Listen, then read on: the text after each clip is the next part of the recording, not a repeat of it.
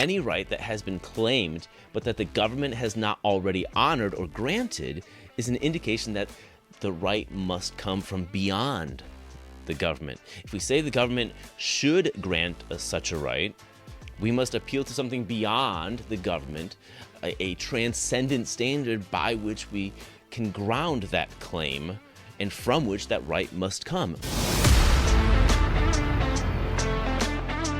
Hey guys, I'm Bill Westers, and this is the Encountering Truth podcast.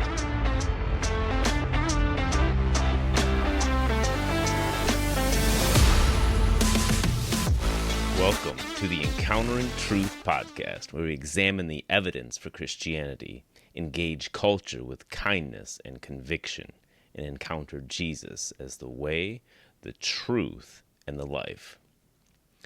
The Declaration of Independence says, "We hold these truths to be self-evident, that all men are created equal, that they are endowed by their Creator with certain unalienable rights, that among these are life, liberty, and the pursuit of happiness."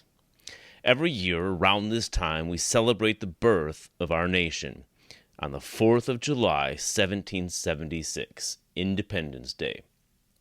Everywhere you go, you see fireworks, American flags, expressions of patriotism, and a general appreciation for our right to life, liberty, and the pursuit of happiness here in the land of the free and the home of the brave.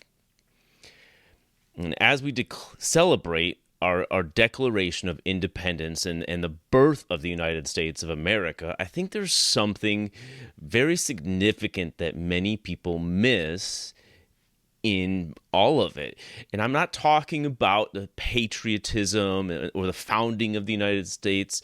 I'm not even talking about specifically about the founding fathers or the idea that the country was built on Christian principles.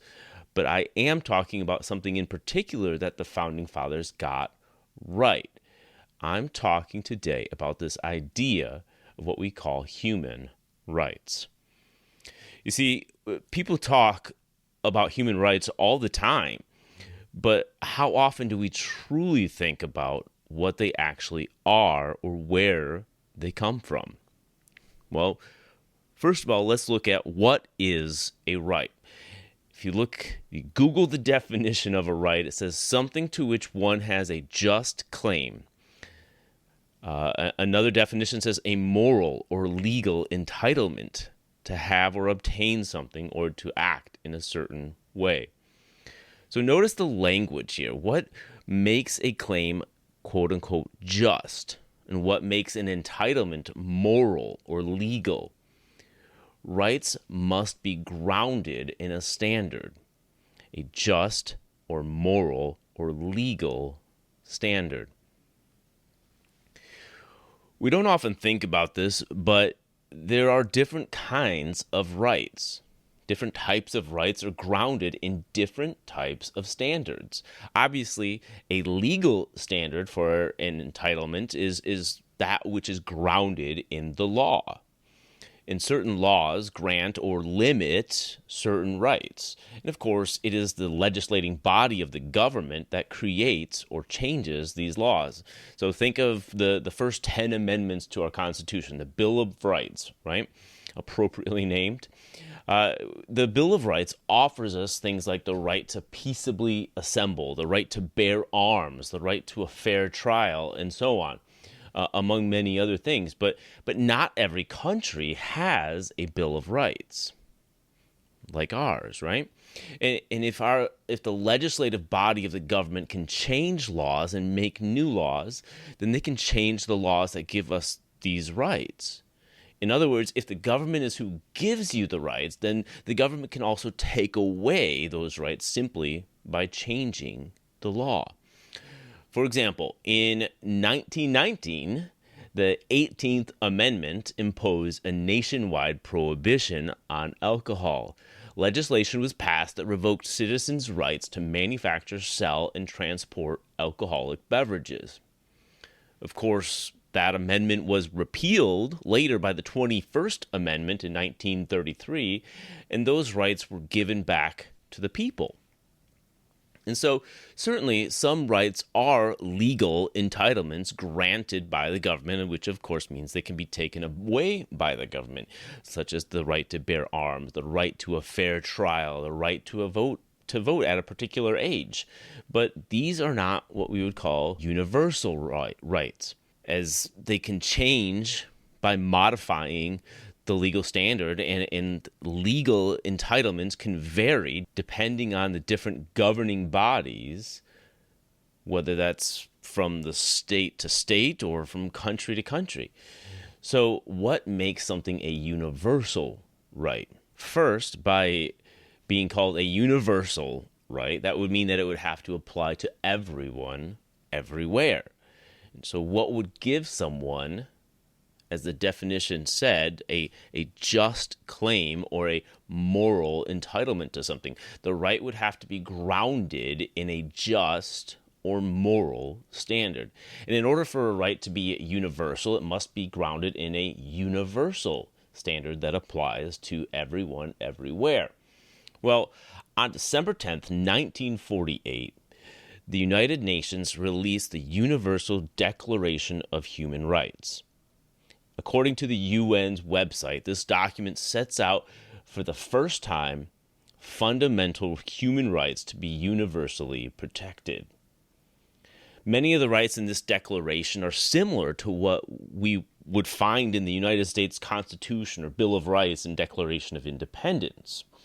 And among these rights, determined by the United Nations to be universal, are things like the right to life, liberty, and what they call the security of person. They said no one shall be subjected to torture or to cruel, inhuman, or degrading treatment or punishment.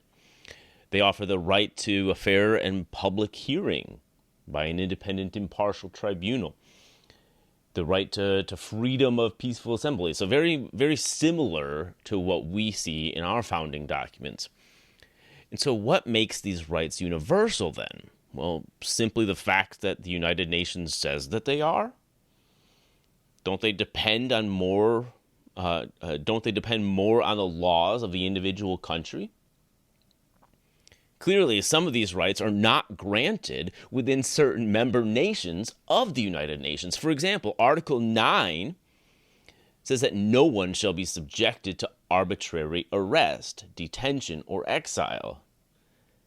Is that universal around the world? Article 13 of the Universal Declaration of Human Rights says that everyone has the right to freedom of movement and residence within the borders of each state.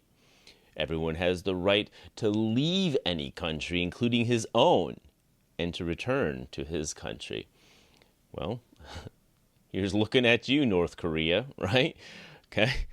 And then Article 18 says that everyone has the right to freedom of thought, conscience, and religion. This includes freedom to change his religion or belief, and freedom either alone or in community with others and in public or private to manifest his religion or belief in teaching, practice, worship, and observance.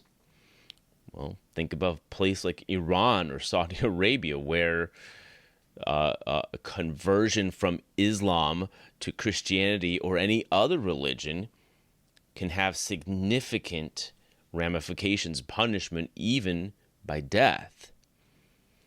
And so clearly, as we said, these rights are not universally accepted, even by some of the member nations of the United Nations. So we can see that these universal rights depend more on the laws of the individual countries. And not to mention, if they were, quote-unquote, drafted by the UN in 1948, well, couldn't they theoretically be modified or even rejected outright at some point? Also, if these are the universal rights, were they not universal before the UN declared it so? And what if the UN is dissolved at some point in the future? Will they no longer be rights? Well, if you read through the document of the Universal Declaration of Human Rights, you can clearly see that many of the ideas, they're solid, and I'm not disagreeing with these rights in any way. In fact, in the preamble to this declaration. They say the dignity and worth of the human person and the equal rights of men and women. They mention these things. And in Article 1, it says all human beings are born free and equal in dignity and rights. They are endowed with reason and conscience and should act towards one another in a spirit of brotherhood.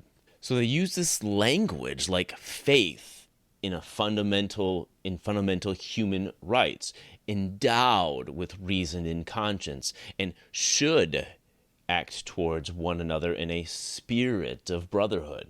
However, unlike the Declaration of Independence, which identifies the source of human rights as being endowed by our Creator, when you look closely at the Universal Declaration of Human Rights, you can find nothing by which to ground these rights other than because we all voted on it and decided that's how it should be. So, sure, they point to the idea of human dignity, which I won't argue is certainly universal, but not because the UN says it is. They have to ground even that somewhere, somehow. And it can't just be a because we say so type of thing. That would just be based on personal preference, albeit widely accepted by many nations and in cultures throughout the world. It would still be just basic personal preference within society. So human rights are most definitely linked to that idea that we mentioned of human dignity and worth. But that is only because of the Christian doctrine that says that all humans have inherent dignity and worth because they are created in the image of God, according to Genesis chapter 1. Now, Tom Holland, the historian, not the Spider-Man actor, he wrote a book called Dominion, How the Christian Revolution Remade the World. And Holland, now, he's not a Christian, but he says that for most of history, the idea that humans have self-evident rights to life, liberty, and the pursuit of happiness would have been baffling. A Roman would have laughed at it. In one interview, he says that the West has, quote, been in a position to assume that its concept of human rights is somehow universal. They don't need to think about it. Of course human rights exist. But what the rise of China and other civilizational powers is doing is to remind us that the concept of human rights is one that has emerged in a very specific cultural matrix, which is a Christian one. And therefore, if you want to believe in human rights, he says, you have to believe. It takes a leap of faith to believe that there are things called human rights, just as much as it takes a leap of faith to believe the Lord Jesus Christ raised from the dead. They're both beliefs, end quote.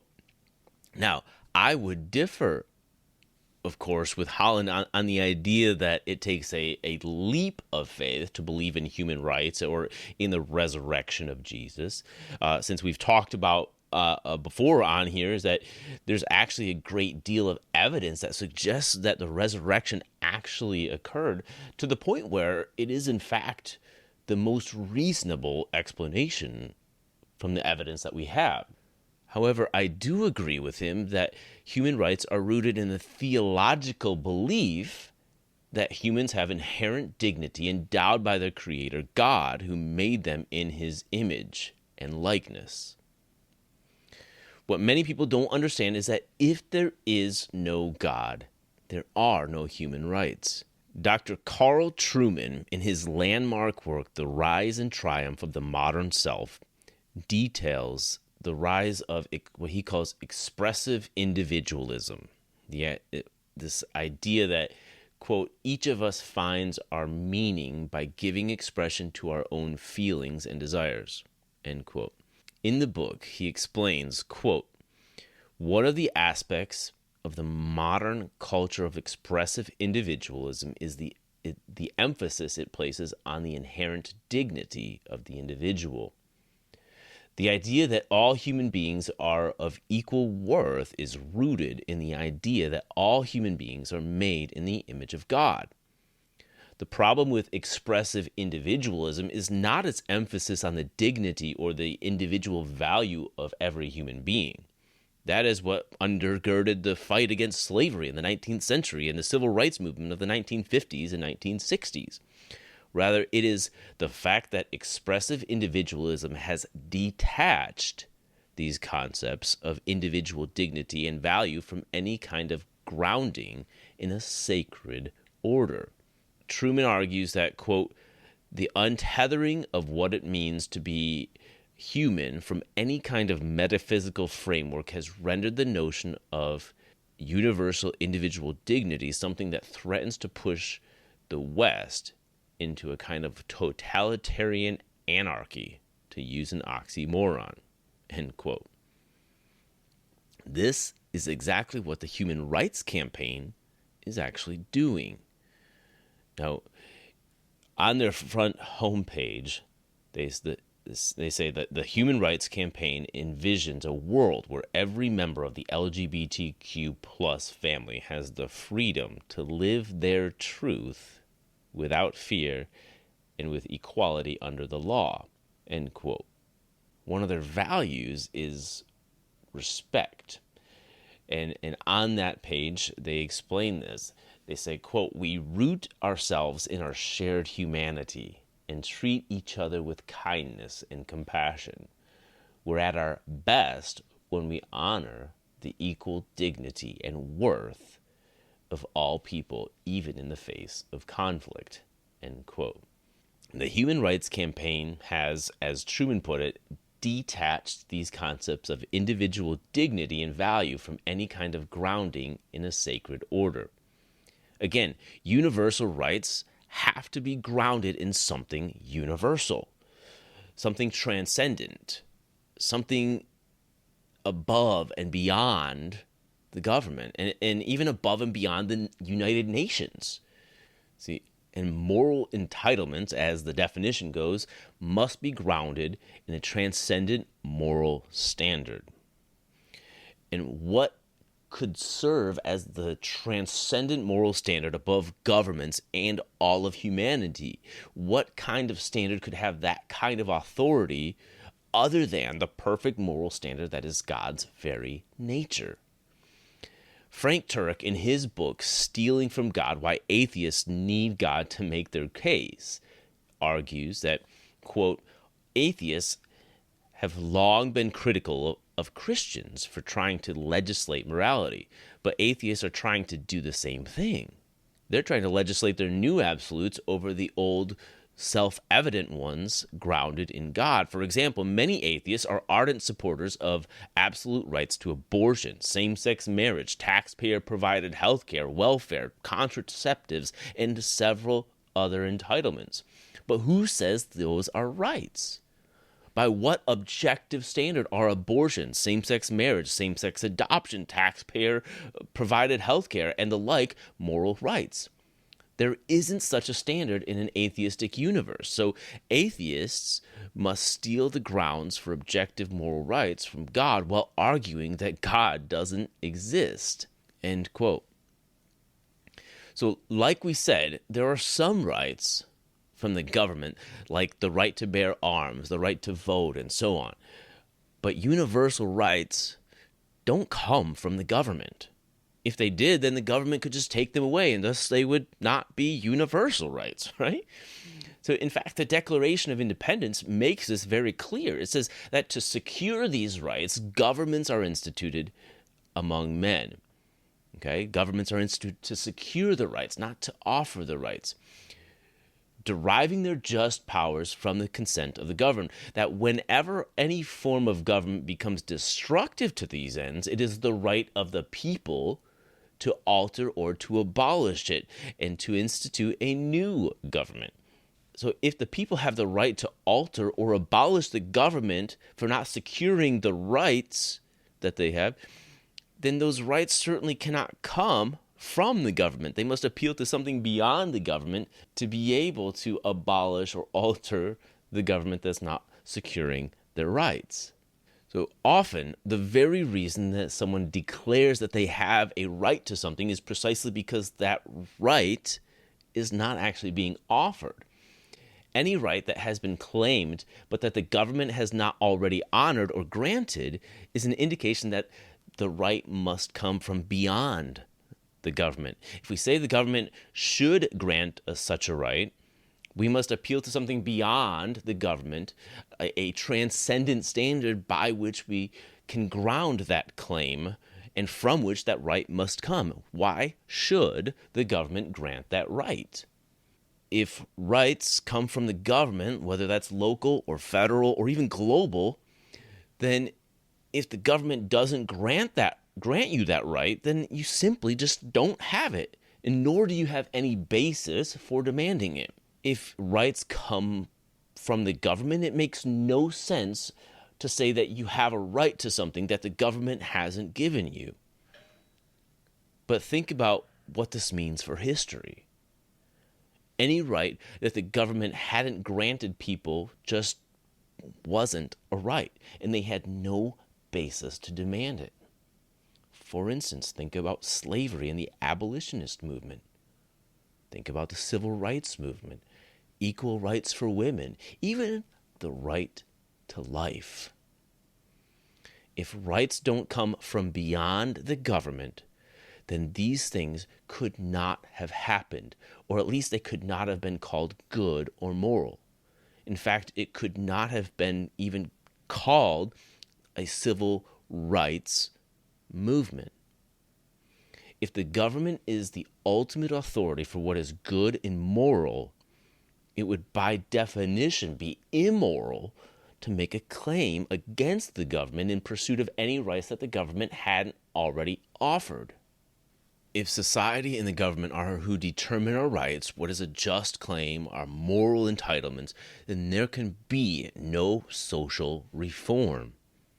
There can only be social change. It wouldn't be for the better or for the worse. It would just be different. And there would therefore be nothing that anyone could even say about it. So if you say that you have a right to something that the government does not currently grant you, you must appeal to something beyond the government from which that right must come. Therefore, the source of the right now becomes important. Because if the source says you ought not have that right, there is nothing greater to appeal to. For example, if the source is the God of Christianity, then God's standard of morality is now going to come into play as the determining factor for what would be granted as a right. In which case, such things as abortion and same-sex marriage that violate that standard could in no way actually even be considered a right. So the source would also then be the arbiter. If a so-called right violates the moral standard of the source, or if according to the source a particular right does or ought not exist, then such is the case, and it makes no sense to declare or demand otherwise. So the Human Rights Campaign, since its very claims violate the moral standard of God as the source of human equity, dignity, and worth, it makes arbitrary and meaningless claims to many of the so-called rights for the LGBTQ community. And so going back to Frank Turek's book, Stealing from God, he says, quote, "Without God, there are no objective human rights. There's no right to abortion or same-sex marriage. Of course, without God, there is no right to life or natural marriage either. In other words, no matter what side of the political aisle you're on, no matter how passionate you believe in certain causes or rights, without God, they aren't really rights at all. Human rights amount to no more than subjective preferences. So atheists can believe in and fight for rights to abortion, same-sex marriage, and taxpayer-provided entitlements, but they can't justify them as truly being rights. In fact, to be a consistent atheist, and this is going to sound outrageous, but it's true, you can't believe that anyone has ever actually changed the world for the better. Objectively good political or moral reform is impossible in an atheistic world, which means you have to believe that everything that Wilberforce, Lincoln, and Martin Luther King did to abolish slavery and racism wasn't really good. It was just different. It means you have to believe that rescuing Jews from the ovens was not objectively better than murdering them. It means you have to believe that gay marriage is no better than gay bashing.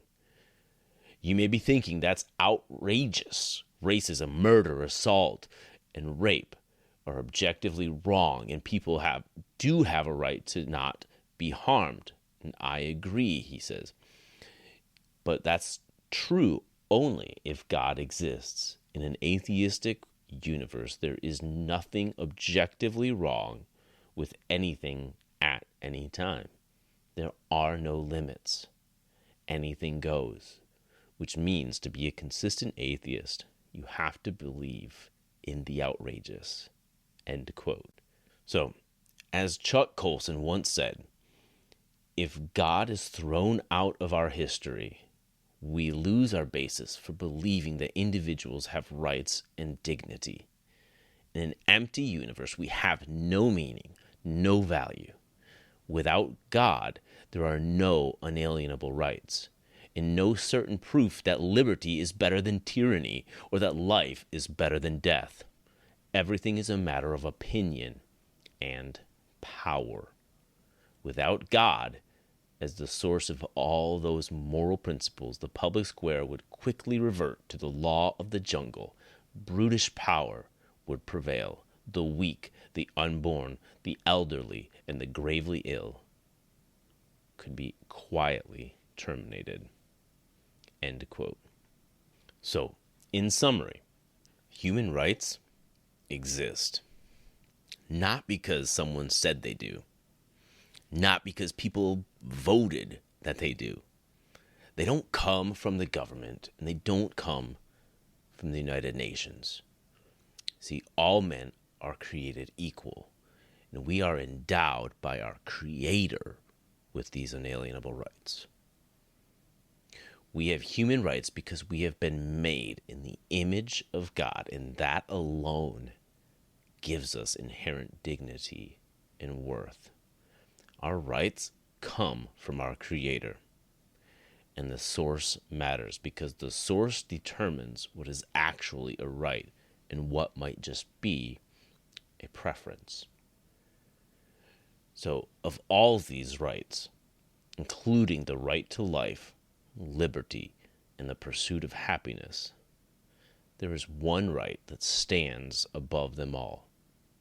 In John chapter 1, verse 12 and 13, it says, "But to all who did receive him, who believed in his name, he gave the right to become children of God, who were born not of blood, nor of the will of the flesh, nor of the will of man, but of God." So thank you guys for listening to this episode. If you enjoyed it, make sure that you take the time and subscribe to the podcast. Leave us a good rating on Spotify. Write us a review on Apple Podcasts. It really does help to be able to reach more people. And make sure to share it with your friends and on social media, and follow our Facebook page. And of course, visit the website encounteringtruth.org. Remember, let's make it our goal to examine the evidence, engage culture, and encounter Jesus. God bless. We'll see you next time.